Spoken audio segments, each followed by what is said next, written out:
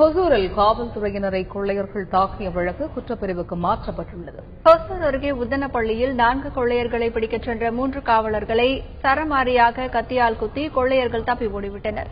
இதில் படுகாயமடைந்த தலைமை காவலர் முனுசாமி சிகிச்சை பலனின்றி உயிரிழந்தார். படுகாயமடைந்த மற்ற 2 காவலர்கள் தீவிர சிகிச்சை பெற்று வருகின்றனர். இந்நிலையில் செய்தியாளர்களை சந்தித்த மாவட்ட பொறுப்பு காவல் கண்காணிப்பாளர் கங்காதர் இந்த வழக்கு குற்றப்பிரிவுக்கு மாற்றப்பட்டுள்ளதாக தெரிவித்தார். மேலும் இந்த வழக்கில் தொடர்புடைய 3 கொள்ளையர்கள் கர்நாடக மாநிலத்தில் பதுங்கி இருப்பதாகவும் அவர்களை பிடிக்கும் பணி தீவிரமாக நடைபெற்று வருவதாகவும் தெரிவித்தார்.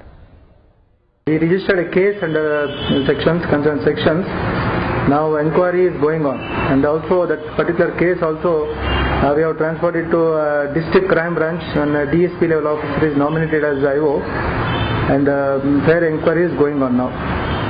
And judicial inquiry is also going on because since it is 176 CRPC, the judicial JM also is conducting inquiry in this regard.